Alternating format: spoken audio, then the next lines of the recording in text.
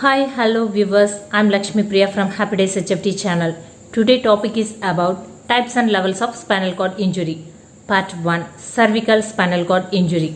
There are four sections of the spinal cord: cervical, thoracic, lumbar and sacral. Each section of the spinal protects different groups of nerves that control the body. The types and severities of spinal cord injuries can depend on the sections of the spine that is injured. Cervical spinal cord injury. The head and neck region above the shoulders are affected by cervical spinal cord injuries.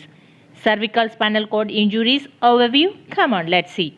The cervical portions of the spine compress the top portion of the spinal cord, compressing 7 vertebrae C1 to C7 in the neck.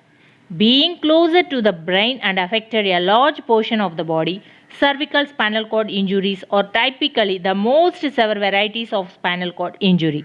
If there is an injury in the cervical area, it will result in tetraplegia or quadriplegia, meaning there is limited or absent feeling or movement below the shoulders and neck. General effects of cervical spinal cord injuries. Cervical spinal injuries often involve permanent, complete, or partial loss of sensory functions and many associated complications. As in the case which all injuries of the spinal cord, injuries located higher on the spine will be more severe, with high cervical spinal cord injuries often being fatal. General effects of injury to C1 to C4 nerves. Number 1. Most severe of the spinal cord injury levels. Number 2. Paralysis in arms, hands, trunks and legs. Number 3. Patient may not be able to breathe on his or her own, cough or control bowel or bladder movements. Number 4. Ability to speak is sometimes impaired or reduced. Number 5. When or four limbs are affected, this is called tetraplegia or quadriplegia. Number 6. Requires complete assistance with activities of daily living such as eating, dressing, bathing and getting in or out of bed. Number 7. May be able to use powered wheelchair with spinal control to move around on their own. Number 8. Will not be able to drive a car on their own. Number 9. Requires 24 hours a day personal care. General effects of injury to C5 cervical nerves. Number 1. Person can raise his or her arms and bend elbows. Number 2. Likely to have some or total paralysis of wrist, hands, trunks and legs. Number 3. Can speak and use diaphragm, but breathing will be weakened. Number 4. Will need assistance with most activities of daily living, but once in a power wheelchair can move from one place to another independently. General effects of injury to C6 cervical nerve. Number 1. Nerves affects wrist extension. Number 2. Paralysis in hands, trunks and legs typically. Number 3. Should be able to bend wrist back. Number 4. Can speak and use diaphragm, but breathing will be weakened. Number 5. Can move in and out of wheelchair and bed with assistance equipment. Number 6. May also be able to drive an adopted vehicle. Number 7. Little or no voluntary control of bowel or bladder, but may be able to manage on their own with special equipment. General effects of injuries to C7 cervical nerve. Number 1. Nerves control elbow extension and some finger extension. Number 2. Most can straighten their arms and have normal movement of their shoulder. Number 3. Can do most activities of daily living by themselves, but may need assistance with more difficult tasks. Number 4. May also be able to drive an adopted vehicle. Number 5. Little or no voluntary control of bowel or bladder, but may be able to manage on their own with special equipment. General effects of injury to C8 cervical nerve. Number 1. Nerves control some hand movements. Number 2. Should be able to grasp and release objects. Number 3. Can do most activities of daily living by themselves, but may need assistance with more difficult tasks. Number 4. May also be able to drive an adopted vehicles. Number 5. Little or no voluntary controls of bowel or bladder, but may be able to manage on their own with special equipments. Part 2.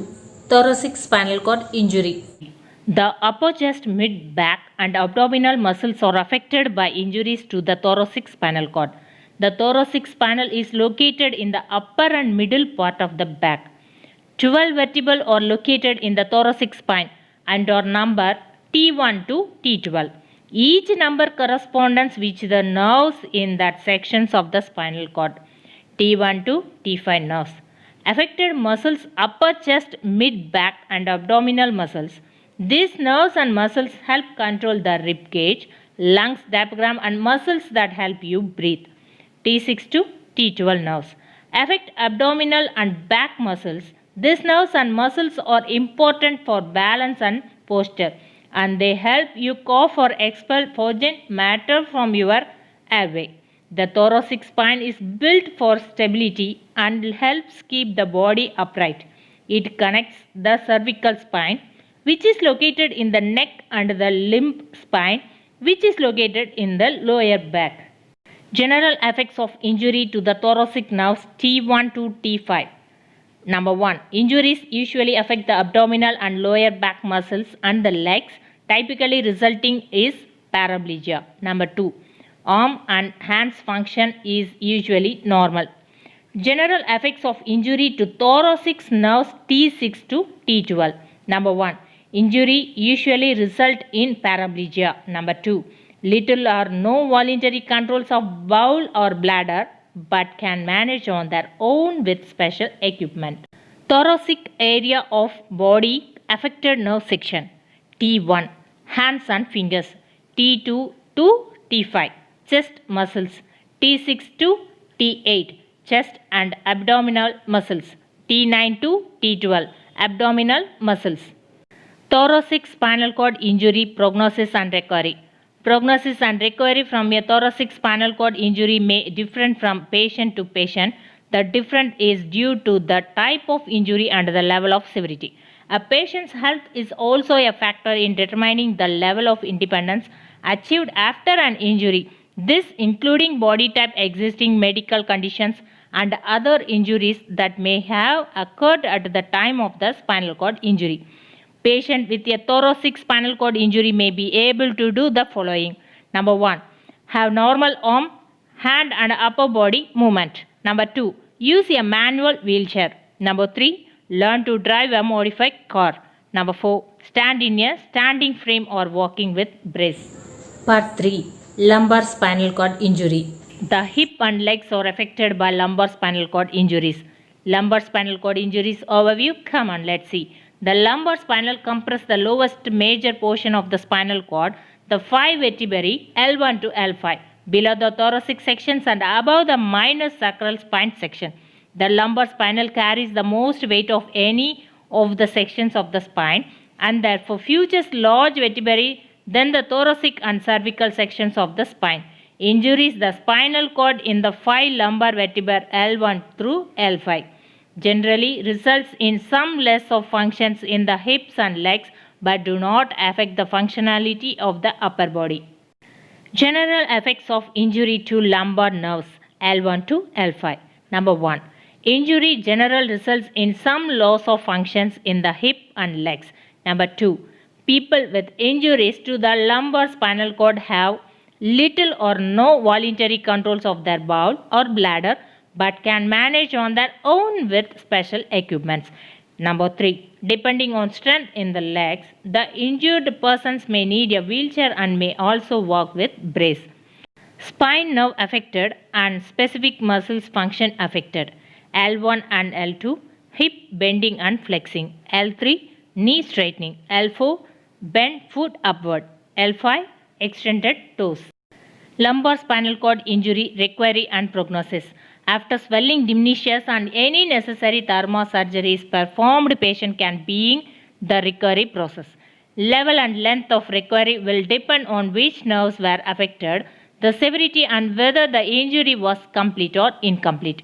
While all spinal cord injuries or severe injuries to the lumbar sections of the spinal cord are rarely life-threatening, most people who experience an injury to their lumbar spinal cord regain their independence and mobility with the assistance of rehabilitation programs and mobility assisting devices such as wheelchairs. Part 4. Sacral spinal cord injury. Sacral spinal cord injuries S1 to S5. The hips, backs of the thighs, buttocks and pelvic organs are affected by injuries to the sacral spinal cord. The sacral spine Sacrum is located below the lumbar spine and above the tailbones, which is known as the coccyx. Five bones that are fused together make up the triangle-shaped sacrum, and these bones are numbered S1 to S5. Each number corresponds with the nerves is that sections of the spinal cord. Number 1. S1 nerves affect the hips and the groin area. Number 2. S2 nerves affect the backs of the thighs. Number 3. S3 nerves affect the middle buttocks area. Number 4. S4 nerves affect the perineal area. Pelvic organs are controlled by the nerves in the sacral region. These organs include the bladder, bowel, and sex organs. General effects of injury to sacral nerves S1 to S5. Number 1. Injuries generally results in some loss of functions in the hips and legs. Number 2. There may be little or no voluntary controls of bowel or bladder organs, but people with its injury can manage on their own with special equipments. Number 3. People with a sacral spinal cord injury will most likely be able to walk. Damage to the sacral spine is rare and may only occur with a serious injury, such as a fall or trauma directly to the area. People who have osteoporosis or arthritis may develop stress fracture in the sacrum. Sacral spinal cord injuries prognosis and recovery. Prognosis and recovery from a sacral spinal cord injury differs from patient to patient. The difference is due to the types of injury and the level of severity. A patient's health is also a factor in determining the level of independence achieved after an injury. This includes body type, existing medical conditions, and other injuries that may have occurred at the time of spinal cord injury. Please subscribe my Happy Days HFD channel, like and share. Thank you.